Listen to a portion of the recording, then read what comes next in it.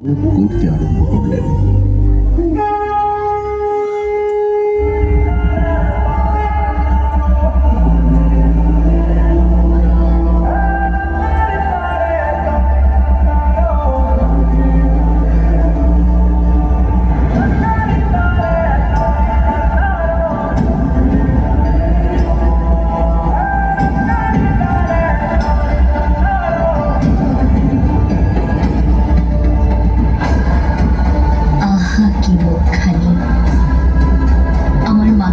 যদি সর্বদা সত্য হয়, তবে ব্রহ্মাণ্ডকে সাক্ষী রেখে এই বালকের শরীরে আপন শক্তিতে প্রাণীর সঞ্চার হোক।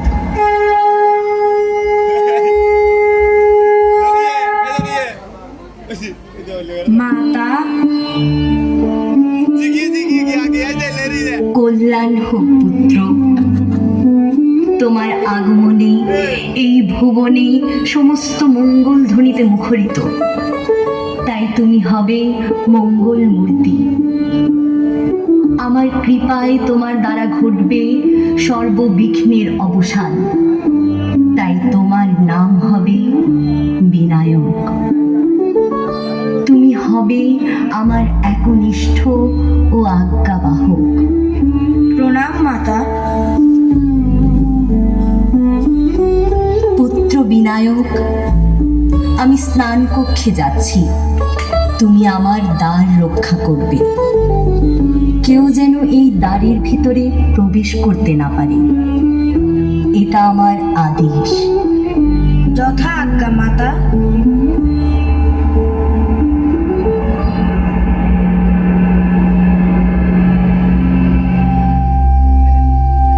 কে তুমি বালক? দ্বার প্রান্তে কি করছো? পথ ছাড়ো, আমি ভেতরে প্রবেশ করব। কে আপনি সন্ন্যাসী? হাতে ত্রিশূল নিয়ে আমাকে ধমক দিচ্ছেন? মায়ের আদেশ ছাড়া আমি কাউকে ভেতরে প্রবেশ করতে দিব না। জেদ করো না হে বালক, বিনষ্ট হবে তুমি। হে মহানুভব, আপনি যেই হন, সাহস থাকলে আমার সাথে যুদ্ধ করুন।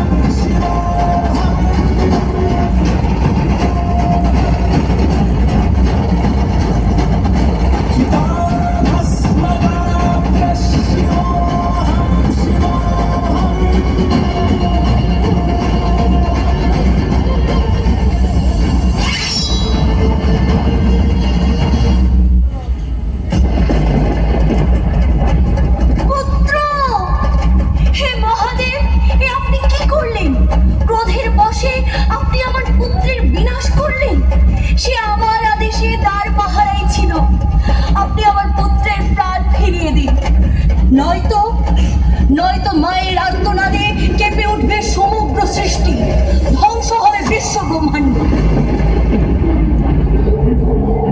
শান্ত হও পার্বতী। হে মহাদেব, আপনি সূর্যাস্তের পূর্বেই বিনায়ককে পুনর্জীবিত করে তাকে প্রথম পূজ্যের স্থান প্রদান করুন। দেবী, তুমি শান্ত হও। বিনায়ককে আমি পুনর্জীবিত করব। আমি উত্তর দিশায় গমন করছি।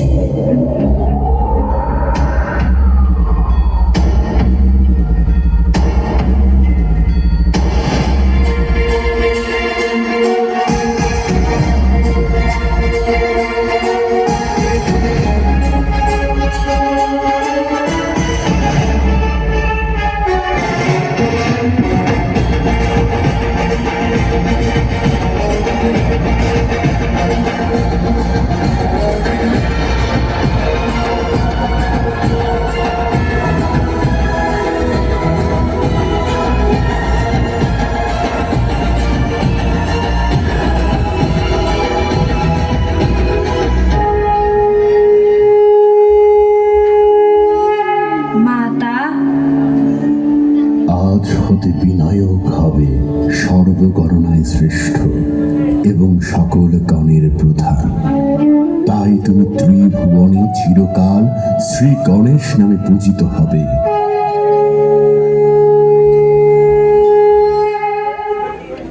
এভাবে জগৎ জননী প্রতিটি সন্তানের প্রতি স্নেহময়ী রূপে অশুভ শক্তির বিনাশে রুদ্ররূপিণী সংহারিণী হয়ে যুগে যুগে আবির্ভূত হন।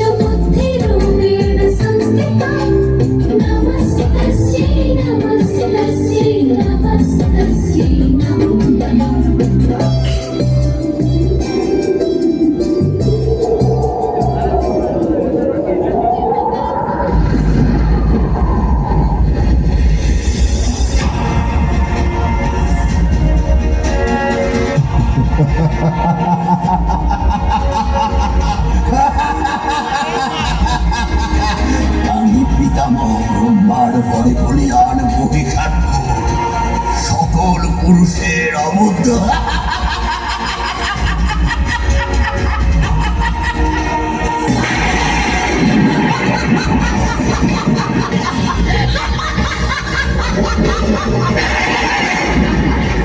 যে দেখ মহিষাসুর, স্বয়ং আদিশক্তি আজ তোরই মৃত্যুরূপে তোর সম্মুখে বিরাজ করছে।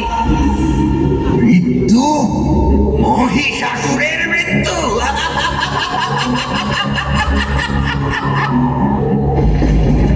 ওরে দুরাচারী মহিষাসুর, পাপিষ্ঠ, আজ তোকে বিনাশ করতে দশভুজা রূপে অবতীর্ণ হলাম।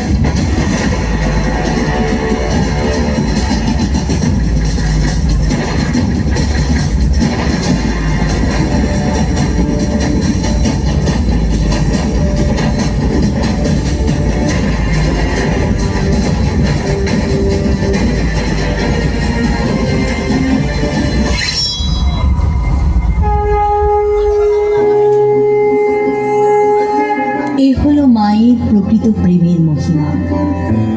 একদিকে গণেশ জননী পার্বতী রূপে সন্তানদের রক্ষা করেন, একই সাথে মহিষাসুর রূপী অশুভ শক্তি দমন করতে হয়ে ওঠেন মহামায়া।